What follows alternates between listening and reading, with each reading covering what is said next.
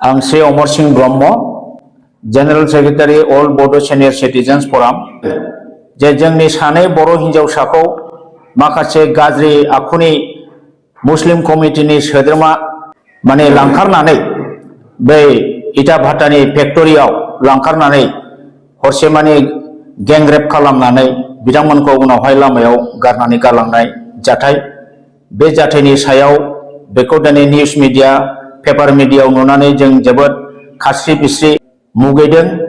दुखु मोनदों बिखा गावदों थानो हायै जादों। दा बेबायदि जाथाय जे अन्थाव बाथाव माइनर गथ' गोरलै बैसोनि हिन्जावसाफोरखौ लामानिफ्राय निसा जाहानानै पिकआप खालामनानै लांनानै साथामजों बिसोरो गेंरेप जेनाखि हरसे खालामनानै आलाय आथानि भाबै बे गथ' फिसाफोरखौ लामायाव दोननानै थांनाय आरो बे जाथायखौ लानानै जोंहा गवालपारा जिल्लानिनो बिसेसकै दुधनैनि थांगाबारि भालापारा गामिनि जेन'बा दिनै जोंहा रुंसारि जालांनाय हिरण्मय खाख्लारि आरो बिथांनि दैदेननायाव माखासे बर' सेंग्राफ्रा बै जे इटा भाटायाव लांखारनानै जे रेप खालामहैदों गेंरेप दा बिनि सायाव सावरायनो सोंनो बिथांमोनहा थांनायनि सायाव बे समावनो खोथानि बाथ्रानि तर्क बितर्क जानायाव दा बे धन तालुकदारनि जेनाखि बिदा शेखर आली आरो बिनि बिब'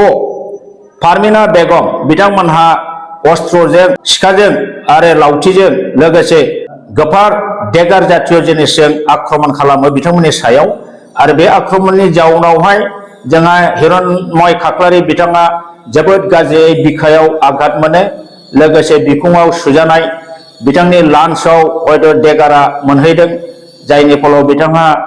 माखासे साननि उनावहाय लोगो लोगो थैयाखैबाबो कयदिननि बिथोराव बिथाङा थैनांगौ जादों बिथाङा रुंसारि जालांबाय। दा जोबोद बे जोंनि बर' हारिनि थाखाय बिखा गावनाय बाथ्रा दिनै खास्रि बिस्रि खोमोन गसंख्रांजोबनाय मोनसे जाथाय जादों। जों दुलाराय बर' माहारिया दिनै बे जाथायखौ माने बिराद निन्दा खालामो जों बिराद मुगैयो जोङो दुखु फोरमायो रागा फोरमायो जे जोंनि बर' हारिया ट्राइबेल माहारिया दिनै शान्तिपूर्ण भाबै रायजो जाग्रा जोंनि बर' बा ट्राइबेल माहारिया गुबुन रावनिबो हारिनि हिन्जावफोरनि सायाव बेबादि इनाय नोजोरजों खालामा रावखौबो दासिमबो खुनु मोनसे हारिनि हिन्जावसाफोरखौ बा हिन्जावफोरखौ जोंनि बर' सेंग्रा बा बर' रायजो राजाया बेबादि जिनाहारि खालामनाय अत्याचार खालामनाय जेन' रेकर्ड गैया। दिनै बे जाथायखौ लानानै जोङो दिनै अल बड' सिनियर सिटिजेन्स फरामनि जानानै जोङो बिराद दुखु जोङो फोरमायो लोगोसे जोङो बै जाय माने उदखारिफोर बे गें रेप खालामग्राफोरखौ जोङो बिराद माने निन्दा खालामो मुगैयो आरो बिथांमोनखौ पक्स' आयेननि दारै लाइफ लं हय जेल जानाय आरो नहते फासि सेन्टेन्स टु डेथ नयथ' लाइफ लं इमप्रिजनमेन्ट बेखौ सरकारा होनांगौ आरो बेनि थाखाय जोङो दिपेन बर' बिथांखौ जोंनि बर' हारिनि माहारिनि आफादनि आफादगिरि हिसाबै बिथाङा दाखालि जे प्रेस स्टेटमेन्ट होदों बे प्रेस स्टेटमेन्ट होनायावनो जिनिसा जोबनो नाङा आं बिथांखौ खावलायनो लुबैदों दुलाराय जोंनि बर' माहारिनि जेसेबां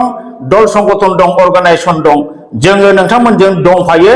नोंथांमोनहा बे जिनिसखौ चिफ मिनिस्टार हिमन्त बिश्व शर्मा बिथांजों रायलायनानै जाहाथे गोख्रों आखाइजों जाहाथे बेखौ दमन खालामो मानो होननानै बुङोबा बे बर'नि जातिनि मान सन्माननि बाथ्रा जोंनि रैखाथिनि बाथ्रा जोंनि बर' जातिनि मान सन्मानखौ बियो नस्थ' खालामदों आरो सासे बर' सेंग्राखौ दाय गैया फोथो गैया इनाय भाबै बुथारनाय माने निष्ठुर भाबै बुथारनाय जों बेखौ मालाबाबो सह्य खालामनो हाया बेनिखायनो बेखौ बुथारग्रा बिसेसकै शेखाबर आली आरो पारमिना बेगम बिथांमोनहाबो सेन्टेन्स टु डेथ जानांगौ आरो बे सेन्टेन्स टु डेथ आरो बै जे पक्स' आयेनाव बिसोरो लाइफ लं इमप्रिजनमेन्ट नहयथ' सेन्टेन्स टु डेथ मोननांगौ बै साथाम रेपिस्टफ्रा दा बे जिनिसखौ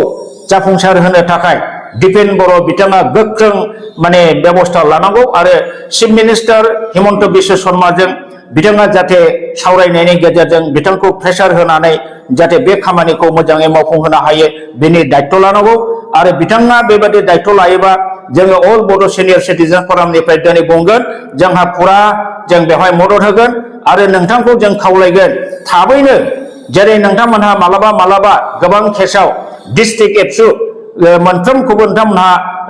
प्रेस स्टेटमेन्ट होनाय बा नोङो धरना होनाय हाबाफारि लानो नोंथाङा बिथोन हरो थिग बेबायदिनो गाबोन समफोरनि गेजेरावनो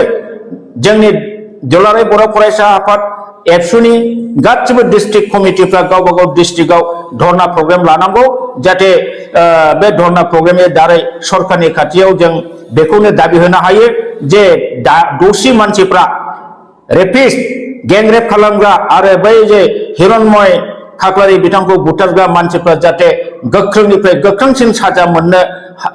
होनांगौ बेनि दाबिखौ जाहाथे प्रत्येक डिस्ट्रिक्ट एबसुआ डिसिनि अफिस मोखाङाव धरना होनांगौ आरो बेखिनिखौ मावफुंनायाव जुदि जोङो गासिबो दल संगठना बेवहाय जों मदद होगोन आरो जोंनि अल बड' सिनियर सिटिजेन फरामनिफ्रायबो जोङो बेखौ मदद होगोन आं दिनै बुंगोन बे जाथाया दुलाराय बर' फरायसानिल' नङा दिनै बे बेलायावहाय जोंनि गुबुन गुबुन जे जातीय संगठनफोर दं जेरै बर' थुनलाइ आफाद हारिमु आफाद गुबुन गुबुन जेसेबां आफाद दङ गासिबो आफादानो बे घटनाखौ निन्दा खालामनानै आरो दौसिफोरखौ उपयुक्त आरो गोख्रों साजा होनो थाखाय बयबो डिमान्ड होनांगौ आरो इमिडिएट प्रत्येक जिल्लायाव धरना होनांगौ आरो बे धरनायाव गासिबो दल संगठननि रायजो राजाफ्रा माने बाहागो लानांगौ आरो बिनि दायित्वखौ दुलाराय बर' फरायसा आफादनि आफादगिरि दिपेन बर' बिथाङा लानांगौ दिनै जों बर' हारिया मोनसे सादा सिदा जाथि दिनै जोंनि मानसिया नाहा थाङो मैहा थाङो गान बाजना थाङो अब्ला जोंहा माने मोनसे स्वाधीनता मोनसे स्वाधीन भारतनि मोनसे देशाव आसाम बायदि देशाव मोनाबिलि बा जिखुनु टाइमाव गान बाजना नायनो मोना नामा दिनै माबा बैसागु फोरबो जाहैनो मोना नामा बाहाय जोंनि मानसिखौ मानो बेबायदि अत्याचार खालामो जोंनि हिनजावसाफोरनि सायाव माने एथ' निर्यातन अत्याचार अमानुषिक अत्याचार मानो खालामो दिनै बेखौ जों बयबो माने सेन्टिमेन्टेल जानांगौ आरो बेबादि जाथाया गोदोनिफ्रायनो एफा एफा जाबोबाय थादों मानो जाबोदों जोंनि बर'आ जे बै दौसिफोरखौ उपयुक्त भाबै साजा होनो हाया मानोना जोंहा गभर्नमेन्ट गैया आरो जोंनि जेनाखि पुलिस बिफाननि जायफोर बिथांमोनहा अफिसार दं बिथांमोनहा जोंनि बर' जाथिया जेब्लानाखि भिक्टिमाइज जायो बे भिक्टिमाइज जायोब्ला बिथांमोनहा बारा मोदोमाव नाङा माने बिसोरो गा एरा खालामो आरो लोगोसे बेबायदि केसाव बिथांमोनहा पुलिस अफिसार बिथांमोनहा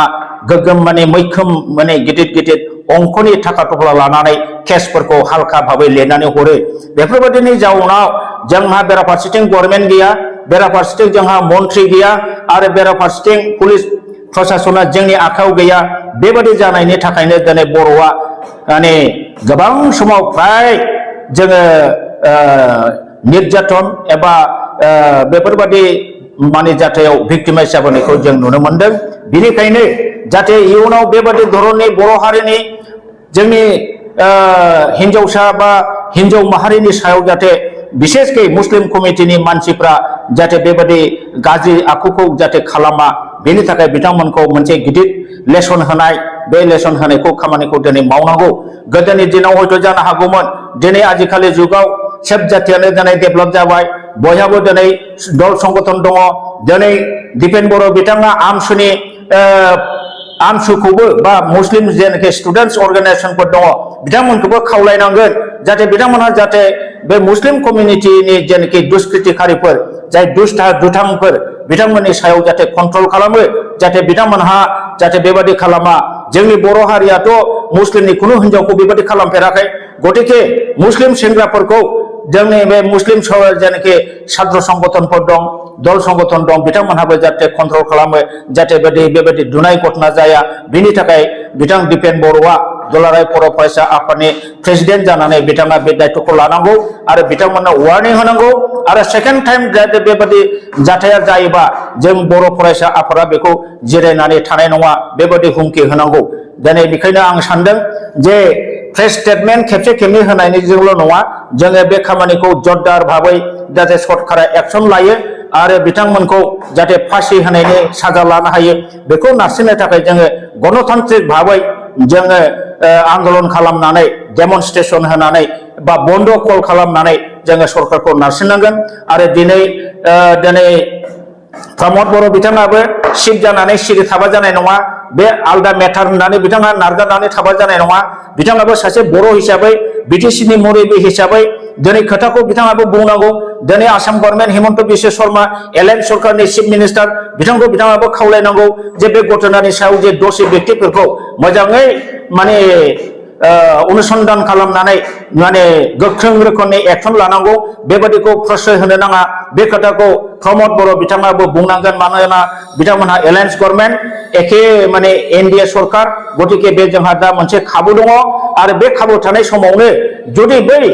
दुथांफोरखौ जुदि जों कन्ट्रल खालामनो हायाबा इयुनाव मालाबाबो हानाय नङा कन्ट्रल खालामनो दा आं बेखौनो दिनै दुलाराय बर' बैसोगोरा आफादनि जानानै खावलायनो सानदों जे बे इस्युखौ जों मालाबाबो इजि लानो नाङा जों बयबो गोख्रोङै साखाफारा जानानै खौसेयैनो गासिबो बर'नि दल संगठना ज' जानानै बिनि सायाव